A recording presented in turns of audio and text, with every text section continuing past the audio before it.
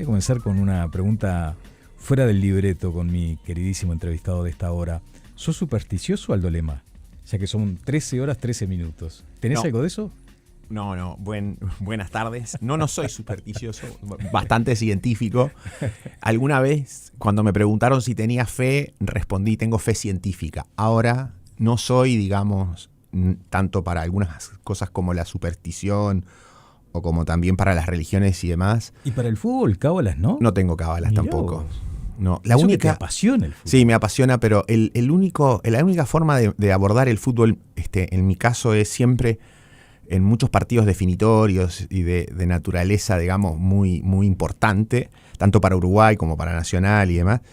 Yo siempre digo, hay que esperar lo mejor, pero prepararse para lo peor. Y creo que es una forma de los escenarios adversos. ¿Aplicó para el domingo eso? Aplicó, por supuesto, pero al final Te salió bien. Nos salió muy bien y festejamos. Pero no soy supersticioso. Ahora, me entretiene mucho que otros lo sean, claro. Y me entretiene a veces divertirme con la superstición, con algunas cosas, con las cábalas y demás. Creo que, bueno, a cada uno si le hace bien y lo disfruta y le ayuda, bienvenido. Uh-huh. Bueno, estamos con el economista Aldo Lema, lo escucharon ya.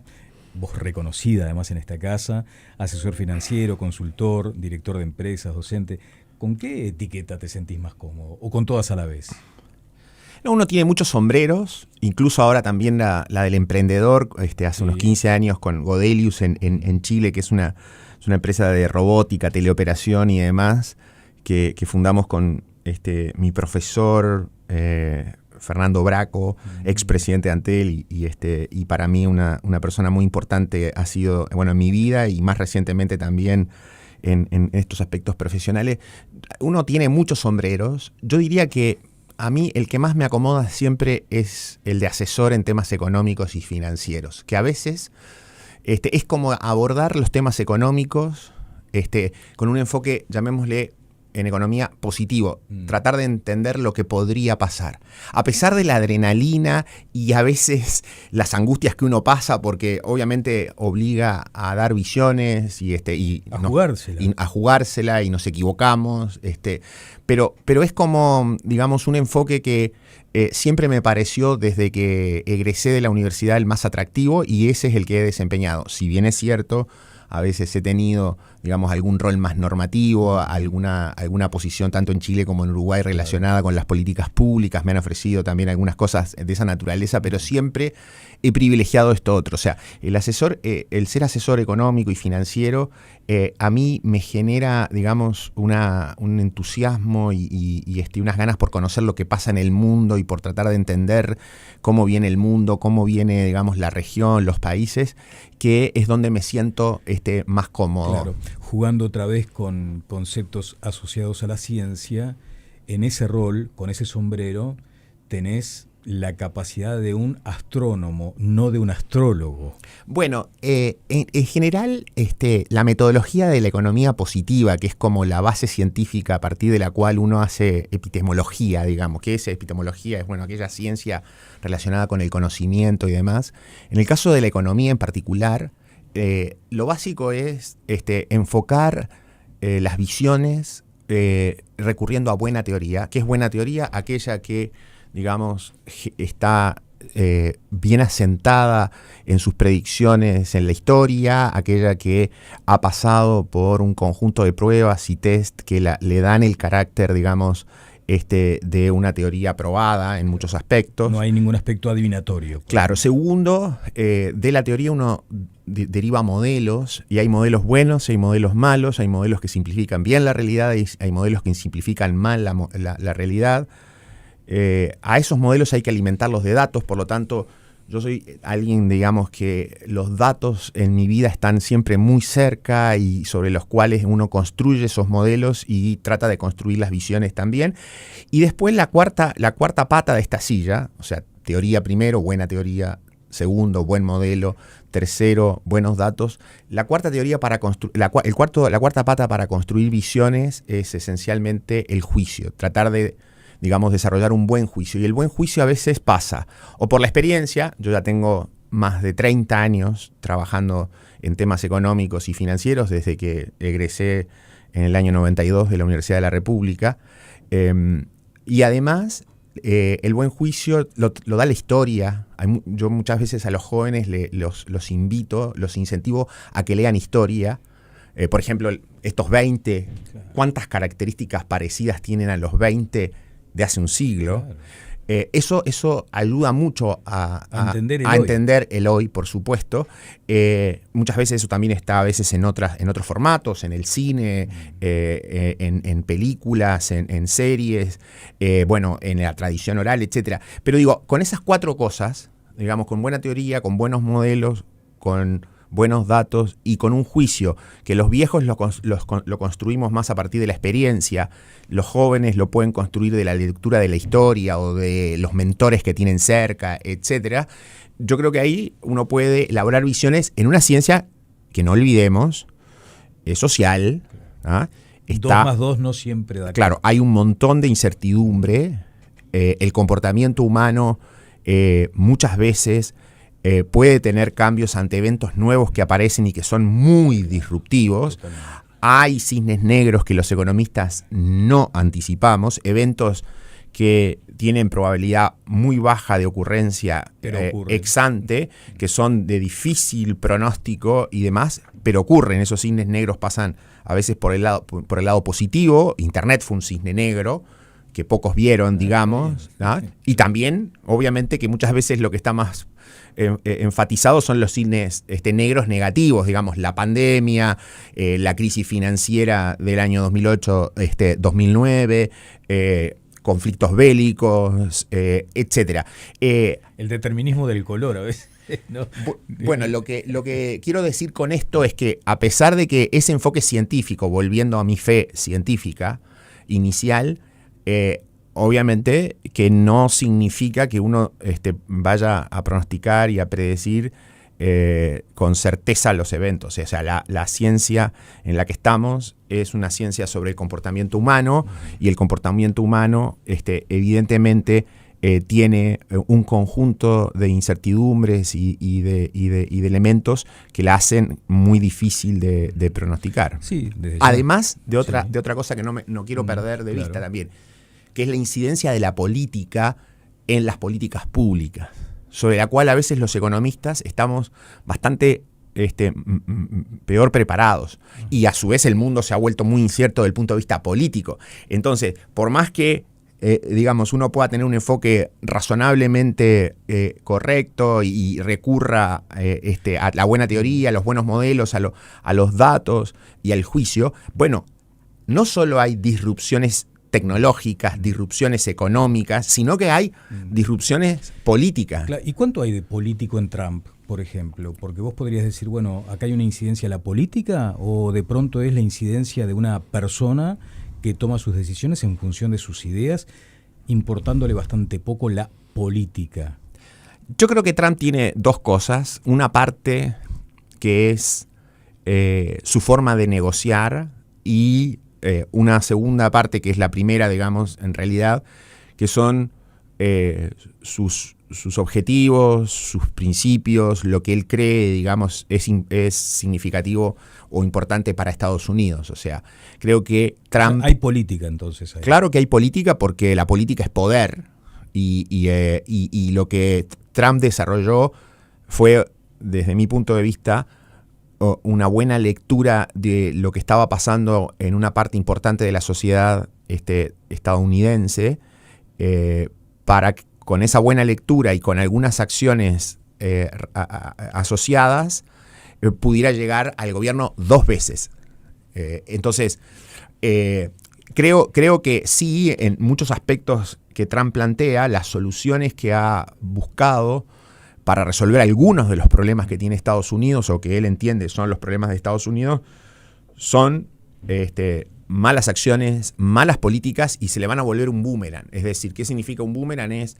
Va a salir más perjudicado Estados Unidos de lo beneficiado por algunas de las políticas que ha estado desarrollando. Ahora, también eso, y tiene que ver con la negociación, con su forma de negociar, estamos en desarrollo en estos eventos y no sabemos exactamente cómo a la larga va a quedar configurada la política pública de Estados Unidos porque lanzó un conjunto de amenazas que fueron amenazas muy significativas. Eso es uno de los eventos del año, claro. A propósito de balance.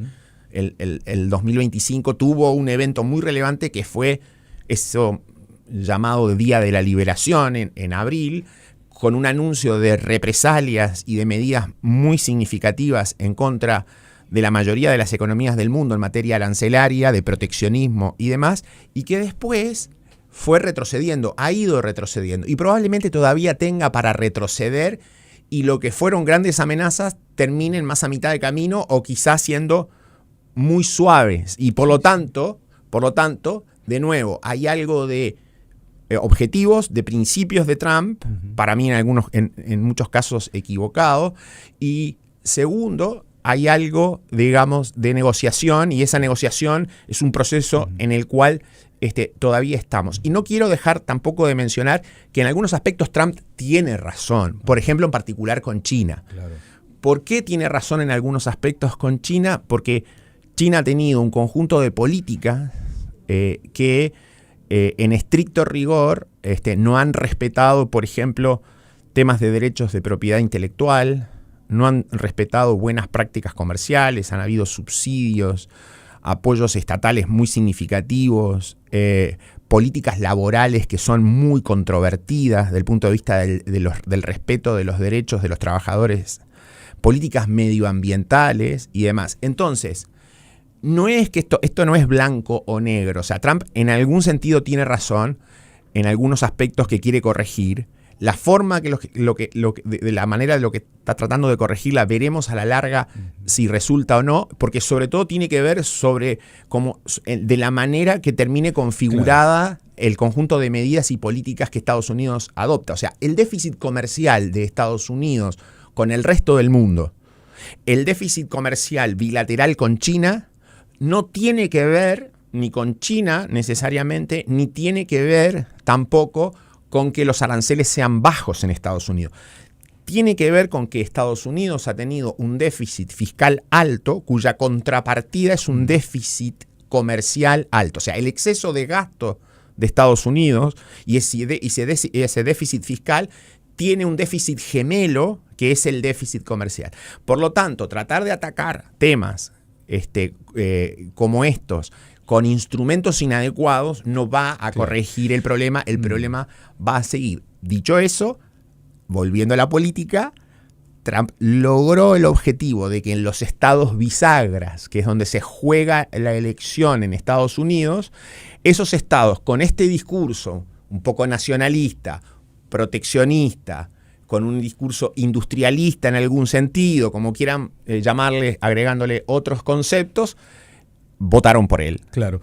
Sabes que estaba escuchándote con mucha atención y claro, parece que se da la lógica esa de primero la imposición, luego la negociación. Primero así impongo, es. Luego negocio. Lanzo y después veo. Y después veo cómo responden. Exacto. Y eso mismo es muy importante para lo que viene en el 2026 y 2027. ¿Por qué es importante? Porque yo escribí hace algunas semanas una columna de que cómo podemos describir este mundo respecto al que teníamos. En materia económica, por supuesto. Es un mundo que lo que terminó ocurriendo en el 2025 es que fue un mundo un poco peor, pero al mismo tiempo mejor de lo que se esperaba o lo que se vaticinaba. O sea, no fue tan malo como se esperaba. Y eso en parte es una carta que Trump tiene en su manga para seguir, digamos, negociando. Por ejemplo, con China, por ejemplo, con Brasil. Yo creo que son como dos elementos muy importantes. Claro. Por ejemplo, en el tema de un eventual acuerdo de paz entre Ucrania y Rusia. A ver, son como elementos que Trump tiene que en algún sentido suavizan los escenarios más adversos que se esperaban, recortan los escenarios más adversos que esperaban. Y por otro lado también, muchas de las medidas que ha ido adoptando son medidas cuyos efectos se van produciendo por acumulación. Si una economía se va volviendo proteccionista, si una economía privilegia lo interno, si eso la lleva, digamos, a perder eficiencia y a perder productividad y demás, ese tipo de cosas no se ven en lo inmediato. Además, están disimuladas hoy por una gran revolución industrial. Estamos en el paradigma de la revolución industrial número 4. Lo que sería imperdonable es quedar con esa ingenuidad de creer que detrás del personaje no hay nada.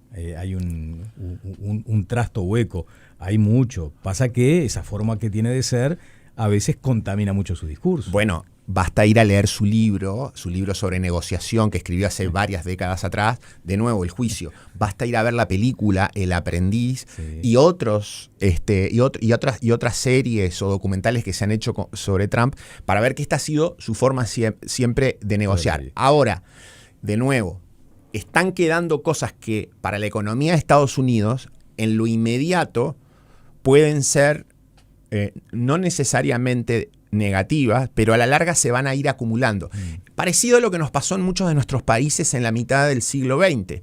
Al principio, la sustitución de importaciones, el desarrollo hacia adentro y otras medidas que se adoptaron parecían tener efectos positivos. Sin embargo, en la medida que se van acumulando, en la medida que van afectando la productividad, en la medida que van afectando la inversión, el capital humano, y cambia el escenario global como puede cambiar o como ha venido cambiando, tenés que revisar. Se empieza a, confirmar, se empieza a verificar que muchas de esas medidas, de esas acciones, en realidad son muy dañinas a la larga. Y lo podemos ver en muchos ejemplos. También hubo entusiasmo con medidas y políticas del kirchnerismo hace, casi 20 años. Y los efectos, ¿cuándo se ven? En la economía. Ese es el otro problema que tenemos también en economía a veces para predecir. Que muchas de las acciones y de las políticas que se adoptan, sus efectos son muy distintos a la larga de lo que son en el corto plazo. Y por eso el populismo en muchos países es tan rentable, porque el populismo, por definición, lo que hace es exacerbar el corto plazo, es exacerbar los resultados de corto plazo, muchas veces a costa de resultados muy negativos a la larga. Claro. Bueno, el economista Aldo Lema es además columnista del diario El País, entre otros medios, de Radio Duna de Chile. Dame un párrafo, un renglón de lo que puede suceder en Chile. Vamos a tomarle la temperatura a Uruguay desde ya, pero nos quedamos en lo que puede llegar a ser tu segundo país, ¿no? Chile, ese Chile que se viene, creo que así titulaste una columna. ¿Qué esperas ahí? Bueno, todo indica que en Chile hay un claro viraje, ya se ve en la elección parlamentaria a la derecha. José Antonio Kast hoy, para la mayoría de las encuestas, va a ganar la segunda vuelta 60-40. Es un resultado parecido al que se rechazó la reforma constitucional, la primera reforma constitucional, la nueva constitución, hace unos años atrás. Eso, desde el punto de vista político, significa una enorme derrota al gobierno del presidente Boric, al Frente Amplio, que es un partido joven y que ha quedado completamente jibarizado recientemente. Es una derrota también a otros sectores de la izquierda o de la centroizquierda, y es de nuevo la explicitación que los temas que surgieron en la crisis social de Chile y después, los verdaderos temas relevantes para la sociedad chilena, que algunos en aquel momento nos atrevimos en una ola que era muy difícil de contrarrestar sobre cuáles eran los verdaderos problemas de Chile, nos atrevimos a decir, mirando las buenas encuestas, mirando el buen análisis, que lo que Chile, los problemas o las demandas que Chile estaba planteando tenían fundamentalmente que ver con un escenario de poco crecimiento que Chile ha tenido desde el 2014, parecido a Uruguay, no tan malo como Uruguay. Chile ha crecido 2% en la última década, Uruguay ha crecido 1,1%. Y eso, en un escenario de expectativas muy altas, de demandas sociales muy elevadas, generó frustración. El segundo tema es la inseguridad pública, la inseguridad ciudadana, que se volvió hoy el tema por lejos más importante de la campaña electoral. Y tercero, algo que tiene que ver con los problemas de inmigración, a mi juicio, muchas veces en la ciudadanía o en una parte de la ciudadanía mal interpretados o mal leídos. La inmigración tiene efectos positivos, sin dudas, pero de nuevo tiene efectos positivos a la larga y en el corto plazo a veces genera presiones enormes en ciertas políticas públicas, en el uso de los servicios públicos y demás. Chile tuvo 1,5 millones de inmigrantes en muy poco tiempo, en unos 5 o 6 años, 1,5 millones, casi el 10% de la población, y eso generó además inmigración ilegal, etcétera, con otras consecuencias. Y esos temas eran los temas que estaban presentes hace varios años en la crisis social y demás. Vino la maldición del incumbente, le llamo la maldición del incumbente a que en general los gobiernos pierden porque estos temas son tan complejos, de tan difícil resolución, que la ciudadanía sigue quedando insatisfecha. O sea, subir el crecimiento potencial no es fácil. Segundo, enfrentar los problemas de delincuencia, inseguridad y narcotráfico tampoco es fácil. Y menos fácil es todavía enfrentar problemas de inmigración ilegal, etc. Entonces, muchos de esos problemas fueron abordados por un presidente como el presidente Boric sin experiencia. Muchas veces se dice que el presidente Boric merecía ser presidente, pero en otro momento de su vida, más adelante. Fue como un presidente a destiempo, muy joven, con equipos inexperientes y demás. Y con líos muy grandes. Y claro, y con problemas muy serios. Entonces, no se resolvieron esos problemas. Y lo que también de nuevo la historia nos sugiere, cuando hay ciertas revueltas, ciertas insatisfacciones ciudadanas y demás, en el corto plazo, muchas veces, como puede haber pasado en la Revolución Francesa, puede haber pasado en el Mayo francés. El Mayo francés es un poquito distinto porque enseguida ganó la derecha, pero en el caso de Chile pasó algo parecido a lo que pasa en la historia. Al principio estas demandas tienen aceptación popular, se vota por ella, viene de nuevo la frustración y el péndulo termina a la larga reclamando orden y progreso. Si yo tuviera que concluir en una frase lo que la ciudadanía hoy chilena está reclamando, es orden y progreso. Y en esa secuencia, primero orden por los temas de inseguridad y segundo progreso relacionados con crecimiento. Ahora, el desafío que tiene Kast, paradójicamente, es el mismo desafío que en algún sentido tuvo Boric, es el mismo desafío que tuvo Lacalle Pou, es el mismo desafío que tiene hoy Milei en Argentina. Llega con una coalición que, si bien en términos de las derechas representa el 60%, le falta muy poco para la mayoría parlamentaria, o sea, la tiene en el Senado y en diputados le falta un par de diputados. Necesita construir una coalición, o al menos necesita tener, digamos, una pseudo coalición, algo que funcione como tal, para aprobar reformas que está planteando. Entonces, de nuevo, el problema es más político que de políticas públicas. O sea, las políticas públicas en el diagnóstico, en las acciones, probablemente esas derechas lo tienen claro.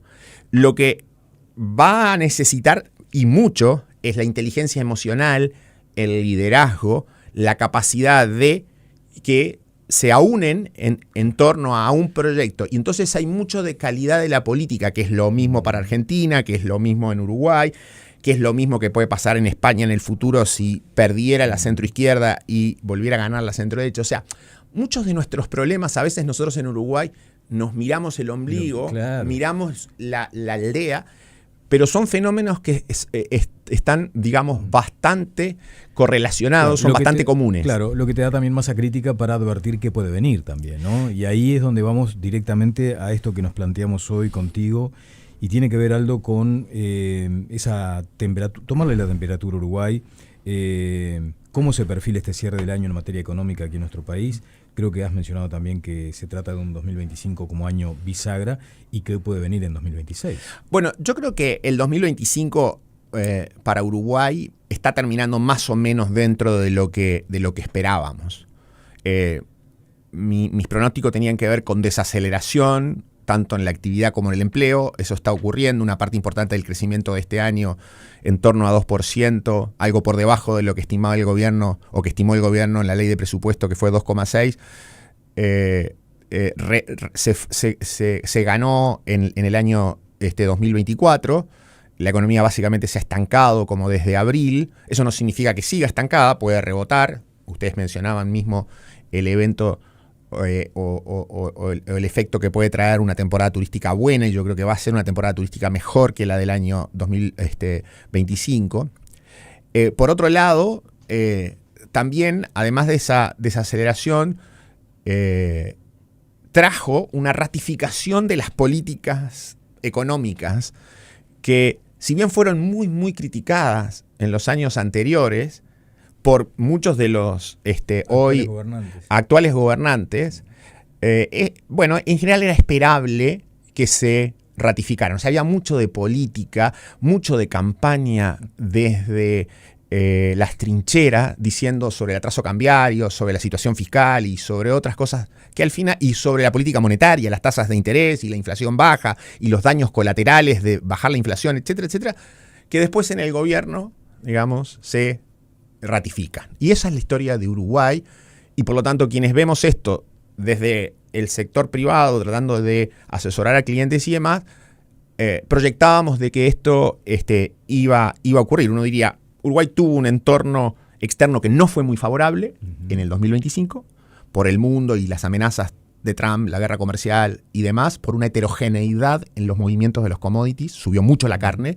por ejemplo, pero no los granos, los lácteos cayeron, la celulosa cayó, o sea, hubo una heterogeneidad ahí, o sea, no fue un entorno muy favorable. No fue tan malo como se esperaba, pero no fue tan bueno como el de la salida de la pandemia. Argentina y Brasil estuvieron peor que en el 2024, se ratificaron las políticas económicas, y yo creo que ha habido además un aterrizaje en las expectativas. Quizás en esto el gobierno, el Frente Amplio en particular como partido, siempre en las campañas electorales tiene que subir las expectativas, porque parte de ganar una elección es subir las expectativas con un mensaje más optimista, más positivo sobre el cambio y demás, pero quizás tardó en hacer el giro hacia moderar esas expectativas. Hacia la realidad. Hacia la realidad. Y entonces, así como en la vida en general uno suele decir que felicidad o satisfacción con algo tiene que ver siempre con bajar las expectativas, es realidad menos expectativas. Si yo bajo las expectativas, la realidad me puede hasta sorprender positivamente. Bueno, la aprobación de un gobierno, la satisfacción con un gobierno, también tiene que ver a veces con esa brecha entre expectativas y realidad. Y quizás ahí esta noción de que Uruguay iba a despegar, que está en el libro del actual ministro Odone, el despegue de Uruguay, claro, quizás creó, digamos, la expectativa de que un conjunto de medidas relevantes desde el punto de vista de la economía iban a significar una reaceleración o una aceleración en la economía. Y lo que hemos visto durante el primer año es una desaceleración clara en la economía y no muchas medidas que pudieran elevar el crecimiento potencial. Para que Uruguay crezca más, lo más relevante es subir la tasa de inversión. Uruguay tiene una tasa de inversión que es muy baja, solo 16% del producto. Y la inversión, si bien es importante todo lo que tenga que ver con regulaciones, trabas, a veces lo que se llama la permisología, muchos temas a veces que son la lentitud para que se concreten inversiones, lo que manda en la inversión es la rentabilidad. Es decir, la rentabilidad ajustada por riesgo. Si se ven proyectos atractivos con rentabilidades mayores en un escenario, por ejemplo, de cíclico global mejor o regional mejor, la inversión sube. Y eso no parece que vaya a ocurrir. Por lo tanto, yo creo que el cierre de 2025 es con un aterrizaje de la economía, un aterrizaje de las expectativas, alguna insinuación de mejores políticas, por ejemplo en materia comercial, el acercamiento a Asia eventualmente es una señal favorable, pero al mismo tiempo se han mezclado otro conjunto de señales que pueden dañar ese conjunto de expectativas, y eso se ha visto tanto en el deterioro de la confianza del consumidor como también de las expectativas empresariales. Bien, estamos cerrando este 2025, vamos a comenzar el 2026 con un presupuesto aprobado, pero también allí con algunos elementos que me gustaría tener tus comentarios, que tienen que ver con la búsqueda de otras fuentes recaudatorias. Ayer, aquí mismo, donde estás vos, había un senador frente amplista señalando que de pronto esta cuestión vinculada a una sobretasa sobre los ricos iba a ocupar gran parte de la discusión en el año 2026. Entonces, ¿será muy distinto ese 2026 con respecto a 2025, por ejemplo, en materia económica? ¿Cuál es el comportamiento esperado? Sobre todo cuando hay fundamentos explicitados por el ministro de Economía que siguen sosteniendo que es posible crecer mucho más que lo que se ha crecido históricamente, o por lo menos en el último tiempo, ¿no? ¿Cuánto ruido se le incorpora a la toma de decisiones del equipo económico esta cantidad de cuestiones que tienen que ver, por ejemplo, con esto tributario impositivo, con una ronda salarial que también ha presentado dificultades importantes? O sea, ¿Cuán diferente va a ser 2026 con respecto a este 25, Aldo? Bueno, creo que acá hay dos temas que son muy relevantes. Primero es la fragilidad en las cuentas públicas, el déficit fiscal de este año, que probablemente va a cerrar en torno a 4,5% del producto. Y esa fragilidad, desde el punto de vista de las perspectivas, es evidente que deja esa puerta que se abrió sin cerrar en materia de ajustes tributarios. Es decir, es lógico que una vez que se abrió la puerta de ajustes tributarios, sea de la naturaleza que sea, en el 2026, si las cuentas públicas siguen frágiles, y van a seguir frágiles, primero porque se va a reflejar esta desaceleración de la economía, no va a estar el impacto tan significativo que tuvimos del crecimiento arrastrado del 2024 o del primer cuatrimestre en los primeros meses del próximo año, más allá del efecto positivo que puede tener la temporada turística. O sea, la fragilidad de las finanzas públicas, los riesgos en materia de déficit fiscal, con un enfoque más de ajustes tributarios que de apuntar a recortes de gasto o de un crecimiento del gasto significativamente menor, hacen que ese debate esté instalado casi como por necesidad. Lo segundo es qué consecuencias tiene que el debate esté instalado. Cuanto más instalado esté, cuanto la puerta más abierta se mantenga, no se cierre. Y no se cierre desde qué punto de vista, no se cierre desde el punto de vista de un mensaje creíble del gobierno. Porque en la medida que el equipo económico, en la medida que el presidente en ese momento como candidato minimizó las posibilidades de ajuste tributario y luego cambió, bueno, la lectura que hacen los analistas, la lectura que hacen los inversores, la lectura que hacen los agentes económicos en general, es que una vez que se puso rojo, bueno, en términos de ajustes tributarios para adelante, estos pueden continuar. O sea eso que agrega incertidumbre. Claro, la incertidumbre tributaria es la peor de las incertidumbres.